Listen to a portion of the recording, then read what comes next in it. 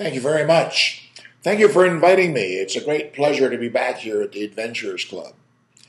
The key to accessing your higher mind, and throughout the presentation I'll be spelling out the acronym M-I-N-D, Move in New Dimensions. I'll be referring more to the consciousness aspect of mind, less than the brain, the organic aspect.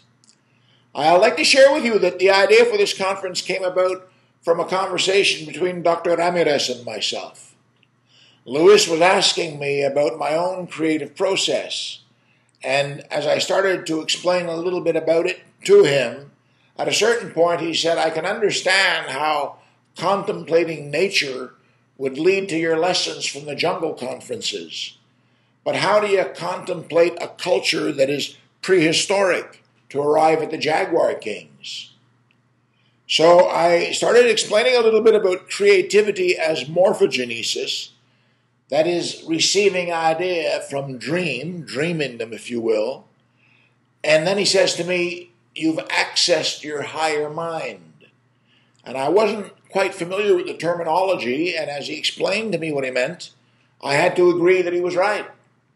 And when I told him that I knew how I was doing what I do, he asked me if I could come and explain it to the membership, and of course, it's my great pleasure. So this conference is very really about accessing your higher mind. I've divided it into three parts. Part one, the brain and perception. While we all have the same hardware, the same equipment, we don't all have the same perception of the world.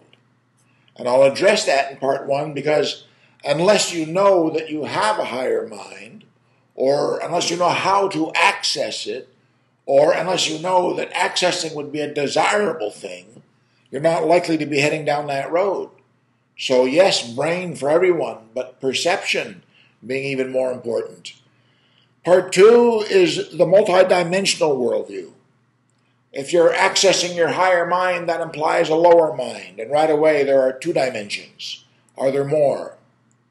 And then we'll take a health break, and I'll conclude in part three with expand your mind, move in the new dimensions that I'll be revealing as we go along.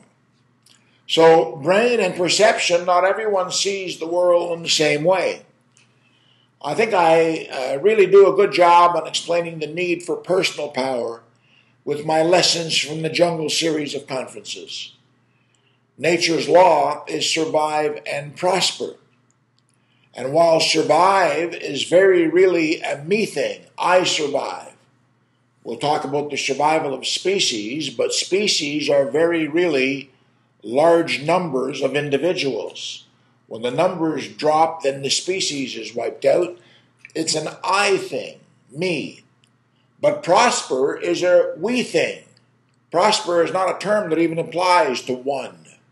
It implies sharing and trading and swapping and mutualism and self-help and all of these ideas. So nature's law has built into it the survival of the wisest. We thought the fiercest, the strongest, the fittest, but we know now that it can be pinpointed to the wisest, wisdom being the capacity to adapt to changing conditions. One of the conditions of nature is constant change. So this adaptability makes for wisdom and the survival of individuals and then the survival of species. Nature's management principle is altruistic self-interest. It is in the interest of every individual to take care of the needs of the whole. It is the interest of each ant to take care of the needs of the colony, the interest of each termite to take care of the needs of the nest, and so forth. And that even the predator-prey relationship is evolutionary. This in terms of the predators having to become more creative in order to assure capturing prey, and the prey having to become more creative in order to avoid predators. Both grow. And in this sense, the fittest, but fittest in terms of the wisdom, adapt to conditions. So nature has built into it ego's forward thrust. Reactive to conditions, there's a need for personal power. and personal power expressed as adaptability, a more creative mind. So I used the jungle world of America's first sorcerers 3,000 years ago because of the immediacy, where you can really see cause and effect relationships and how they pan out. This is not drawn out over time. The world of those first sorcerers is a world of energy. And because we know today that this is true, E equals MC squared, we can even watch films of atomic explosions on YouTube. And there's only the one energy, and right off the bat, in their perception of this energy, God. I tell springboard stories about these ancient leaders, not because I want to get a new belief structure going. These springboard stories don't have to be believed. They are vehicles for information. Vehicles for how, ideally, a leader would handle a given situation. Those ancient sorcerers dealt with a world of energy, forces, and power. And today, this is what's required, this new way of seeing the world. Their sorcery is about the self-transformation required to deal with a universe where we individuals, co-creative. And as we know, just by looking at headlines and listening to the news, there's no doubt of that today. Our handiwork is written on the planet. And we're having a real effect on it. So in the ancient worlds, taking responsibility for this, they established a theocratic democracy. They adopted nature's rules. Everyone was called to become a jaguar king. And fortunately for us, their formula are written in stone. If anybody's been down there to Mexico and tropical America, you've seen these great structures. Everything is written down there as ideograms. Then they can express their science of ideal leadership, teophysics. In my Jaguar Kings conferences, I often use pictures from Teotihuacan, about 15 kilometers from Mexico City. Teotihuacan means the city where men became gods. And 2,000 years ago, it was a university town, or a leadership school, if you will. That ancient world saw God indivisible from nature.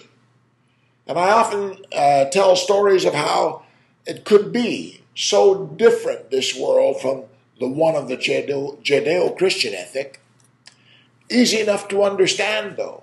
If you imagine a couple of thousand years ago being shaken to the core by some natural phenomena, an earthquake or a sirocco if you're out there in the deserts of the Middle East, a sandstorm that would last for days. But finally the storm abates or the earthquake passes and you're sitting around the campfire discussing it. What would unleash such tremendous force? And of course, the word God in some sense would come up, and that would have to be an invisible God. Because in all honesty, in the middle of the night, in the middle of the desert, there's not much to be seen. But consider tropical America. A little tiny country of Costa Rica is about the size of West Virginia. So far, we've listed more than 500,000 species of flora and fauna. Any one of those mushrooms you care to taste, or if you've seen the Simpson cartoon, lick a toad, and you'll be communing with God. So they never speculated on an invisible God. God was indivisible. It was there in nature. And how do you see God in nature? Well, you see it as an indivisible, the word quantum, intelligence. If you think I'm forcing you to look at a fly, I can assure you that beautiful flower, the orchid you're looking at, wanted us to see a fly. That orchid had a challenge. It grows on the jungle floor where there's very little wind.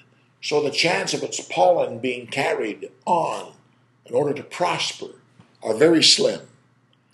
So it's evolved this shape. And more than this shape, its perfume is the pheromone of a female fly in heat.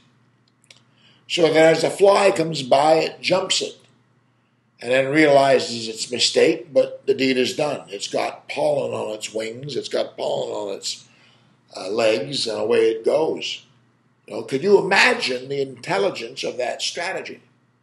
And then stop to think, there are 100,000 species of orchid on this planet, as different as that fly orchid is from vanilla, which has a whole different strategy. So just to observe nature as quantum intelligence was confirmation to them that God was everywhere. And in that sense, they defined leadership as a measure of who best serves all. God is all. How do you serve all? And how do you share the wisdom you've acquired and so forth? And that really today gives us the need for a new neural syntax, a new way of connecting our neurons, because we've all grown up based on a world of competition and consumerism, and nature is telling us that that is not the way. We'll go a lot farther with creativity and cooperation. So personal power comes from this able mind. If your mind is adaptable, and that means creative, move in new dimensions. Move in new dimensions, because I often tell participants in our week-long tours in Costa Rica at the end of the week that their brain has not grown an inch and does not weigh 1 ounce more. That's not what's occurred. But they have new awareness, that they've made new neural connections. So move in new dimensions, consciousness, awareness.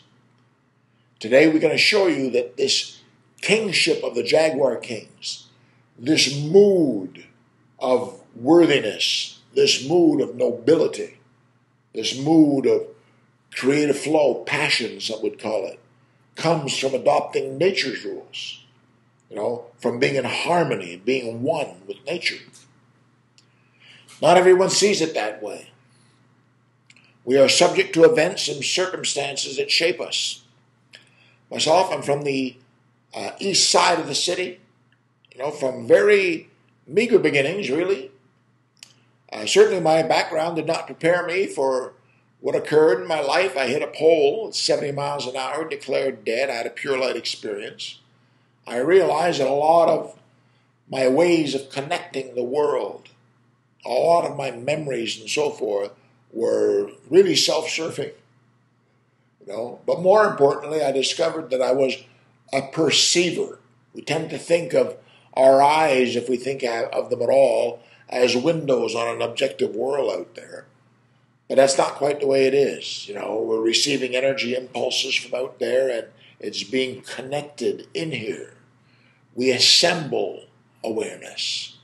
And nowadays, we're giving courses in industry and corporations everywhere on emotional intelligence, because we know that we assemble it from emotion. Think about it. An emotional charge, you're afraid. Every reason on earth why you can't go there will come to mind. But the same emotional charge, love, every reason why you should go there comes to mind. So it has nothing to do with there, it has to do with the emotion you're feeling.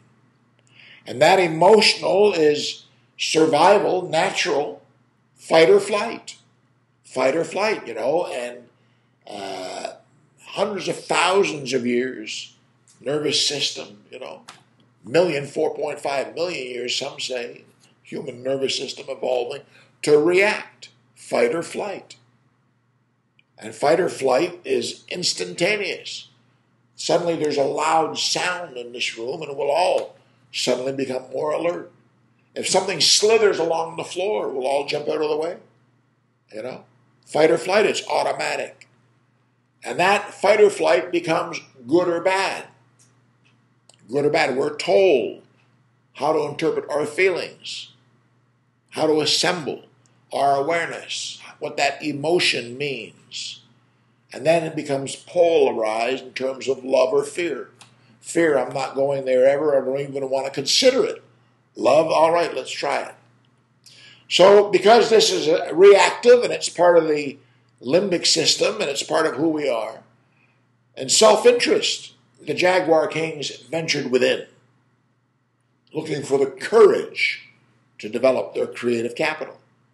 And action reaction, they discovered reptilian brain, mammalian brain, hominid brain, human brain, and consciousness, energy.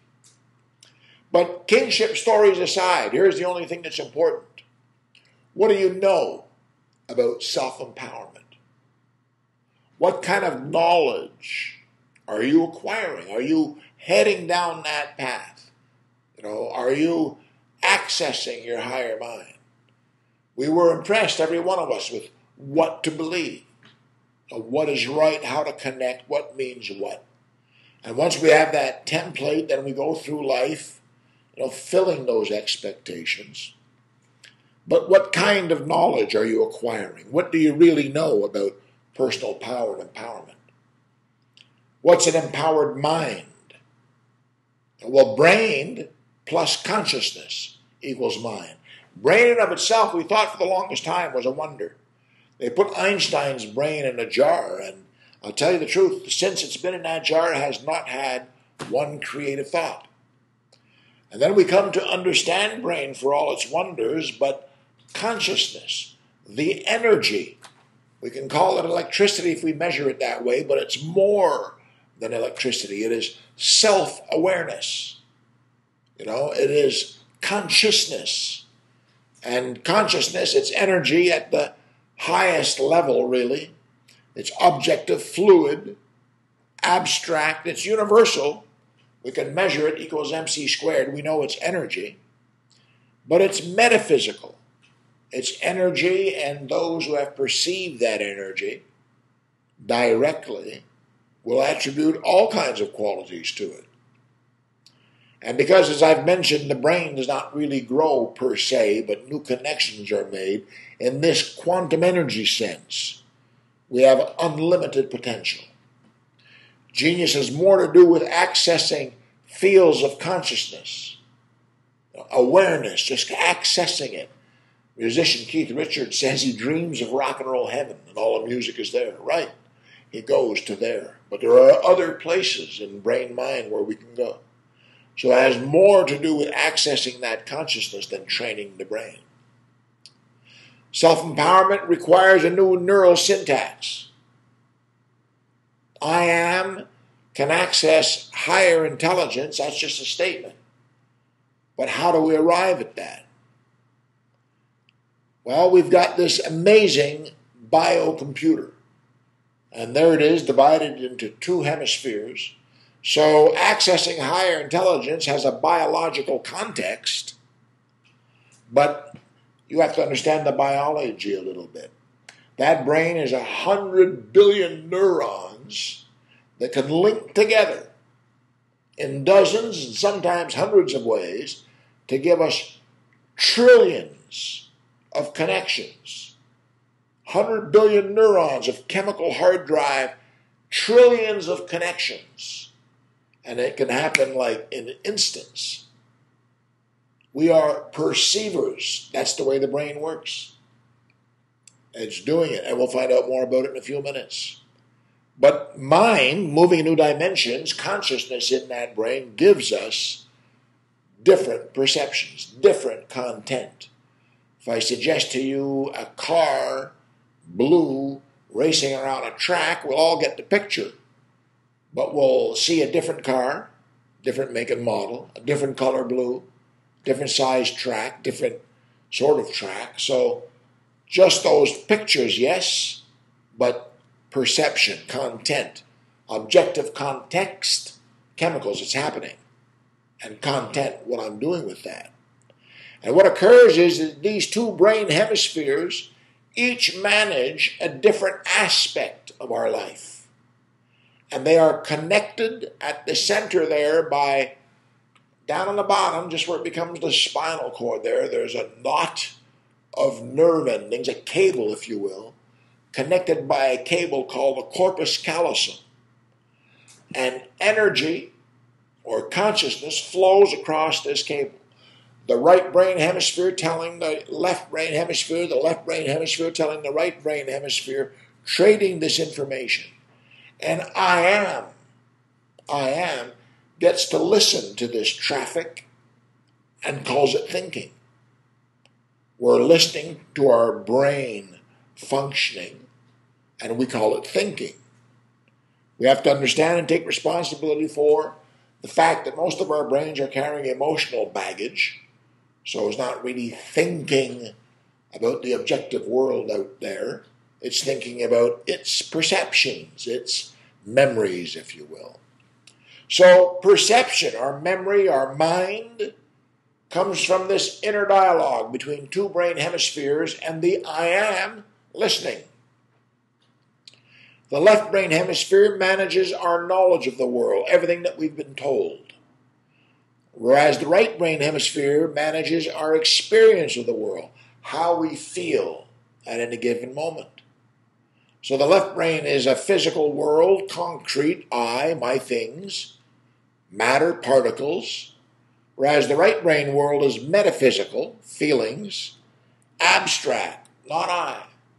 You ever get that sensation where you had an emotional state yesterday, you were very angry or hilariously happy or whatever, and it wasn't you. You hadn't been there before.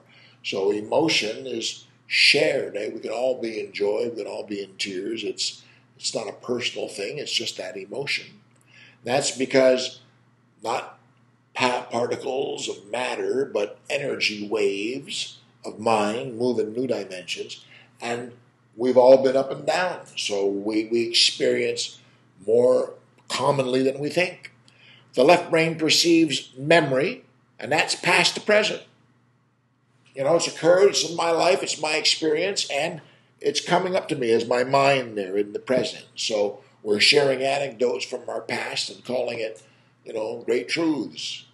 Whereas the right brain is having an experience here and now. So the left brain deals with the world neurologically, the chemicals and so forth, and therefore it interprets, and because that interpretation is limited, whereas the right brain has an experience, and therefore it is intuitive, imaginative, and analog. It's an oscillation wave. It's not limited as the left brain perception is. It's analog. We can go anywhere we want with this. So linear, one thing after the other, and expansive. Sequential, omnidirectional.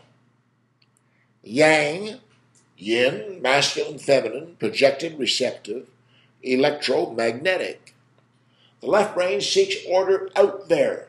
It's out there focused, whereas the right brain seeks order in here. The brain is thinking, and it has conscious thought and preconscious thought, or some say subconscious, and it certainly often is subconscious, but preconscious is more the word because it was there before I was aware of it.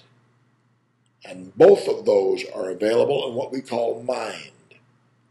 So thinking as we do it is the conscious ego reacting to what it believes is objective knowledge. I've been told this, I believe this. Whereas intuition is the preconscious self that is managing its subjective experience. I've been told this, and my feeling on it, it seems that's wrong. I've been told this, but it seems that's not right. Or I've been told this, and it seems that's absolute universal truth that tickles me. Conscious mind, I think. Preconscious mind, I dream. All of us have access to the preconscious or the subconscious at night when we dream. That is, to bring that to consciousness. I learn facts, that is to say, frequently ask questions in that internet sense. I like the internet sense.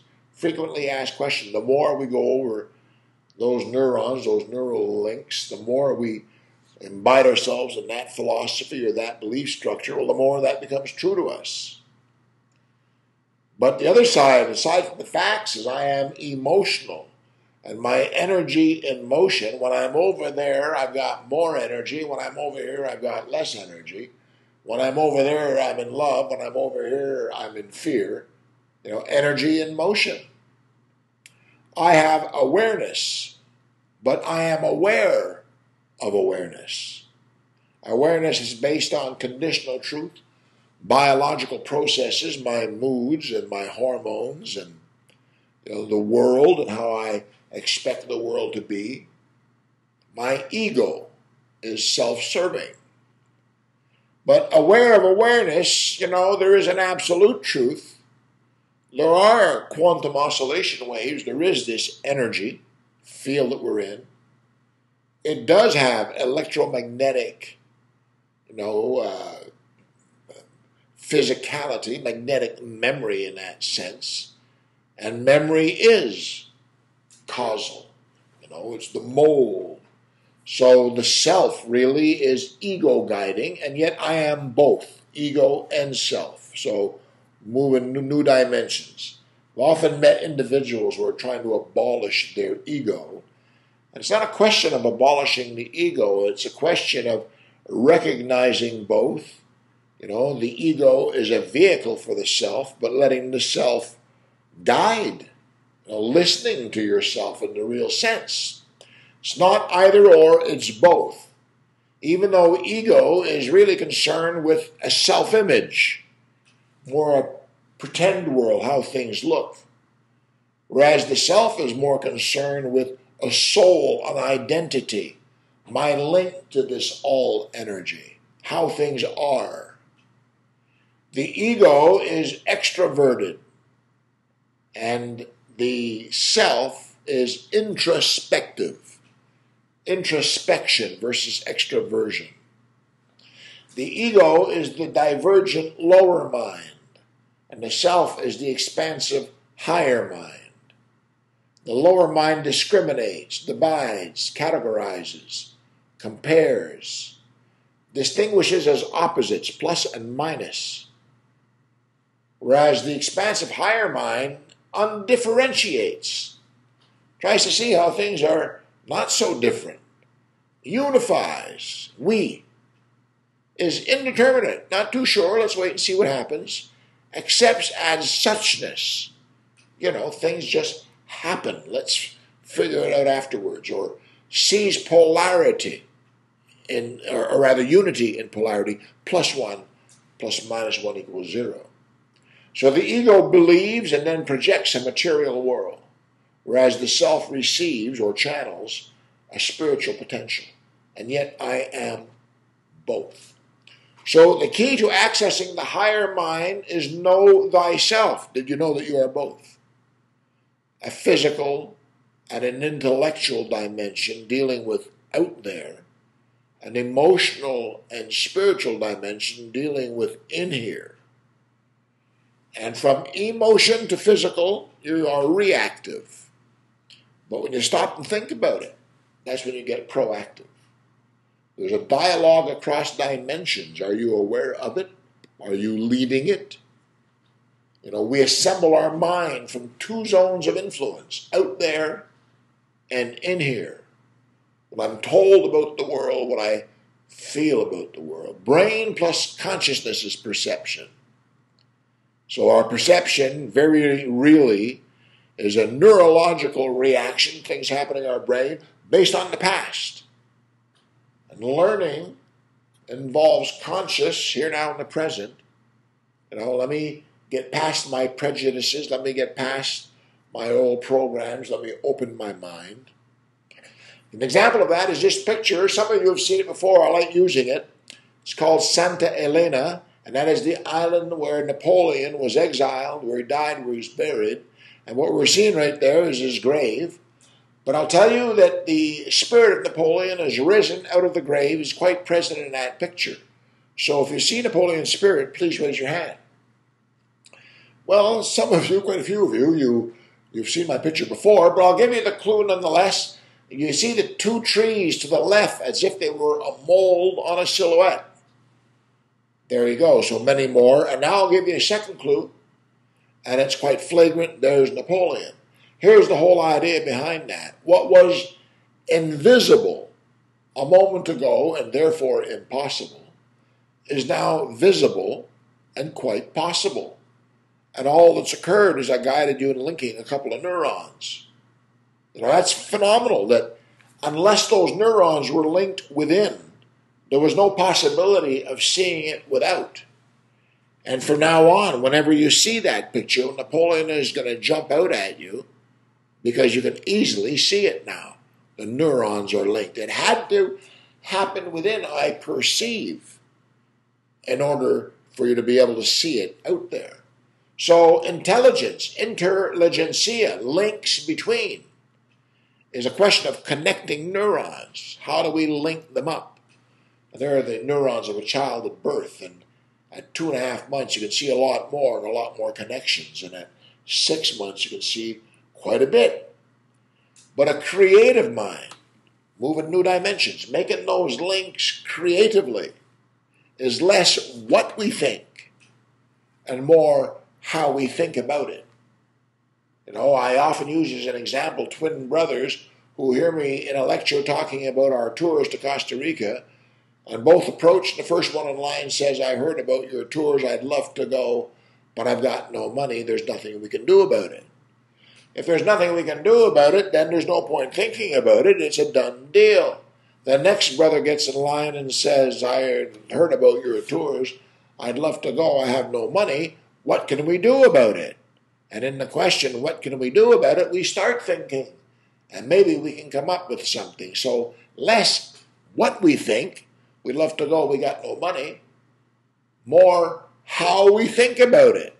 Let's toss a few ideas around, or let's go bury ourselves in the sand, creative mind, reactive mind.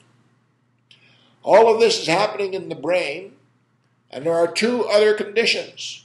One of them is neural excitement, how quickly these connections are being made, how quickly consciousness is moving, how quickly it's circulating. And this is measurable on an EEG.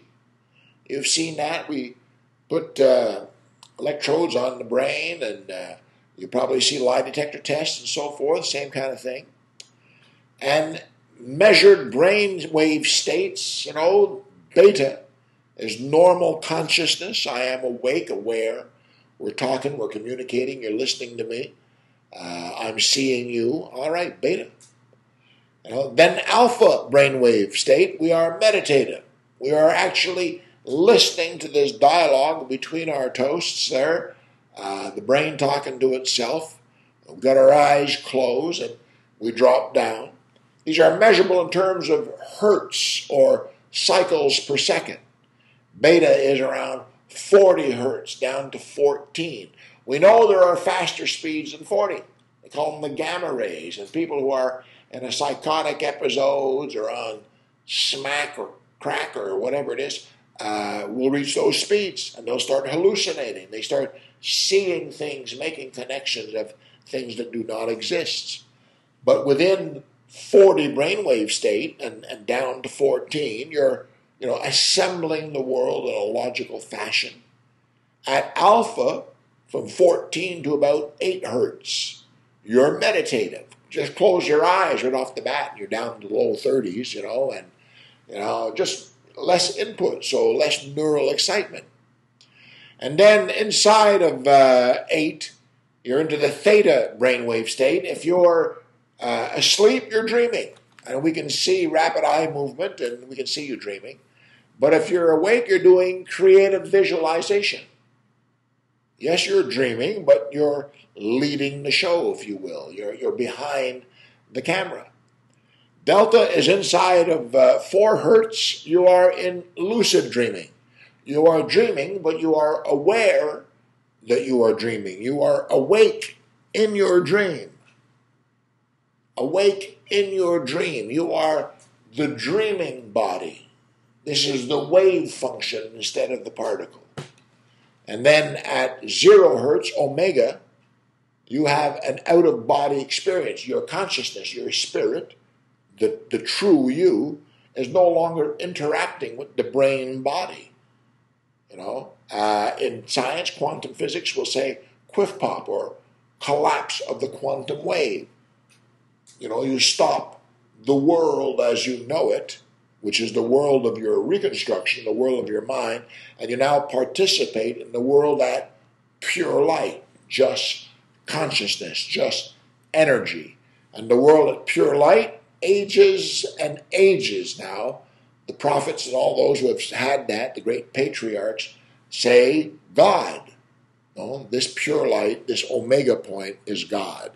The brain assembles mind from mood. So the fear syndrome is going to accelerate this energy. Adrenaline and so forth will accelerate. So emotion links our neurons into our perception. Fight or flight. And then when you're calm and so on and so forth, then you start assembling other thoughts. If you're in love, you're assembling different thoughts, different scenarios than if you're in anger. So emotion. We see two neurons there in that picture linking up, and they're separated by a synapse, and they will remain separated. That is, the thought will not continue unless that synapse is filled, and it becomes filled by molecules of emotion.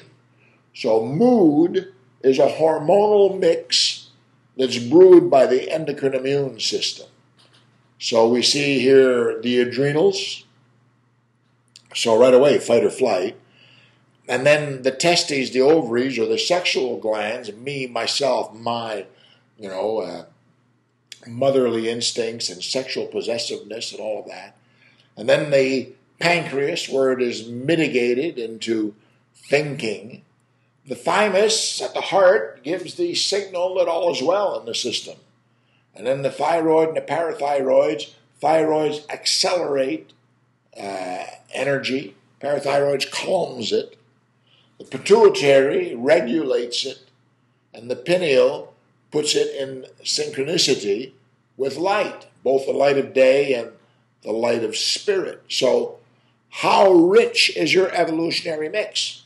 What molecules of emotion are filling the synapses in your brain? Are you just giving it adrenaline, or adrenaline with the sexual, possessiveness drug, or adrenaline and then now mitigated as my way of thinking, or, thymus adding to the mix to say, yes, my way of thinking, but yours too, because all is well, and so on and so forth. How rich is your mix? The evolutionary mix is obviously all 7 glands, all 7 chakras.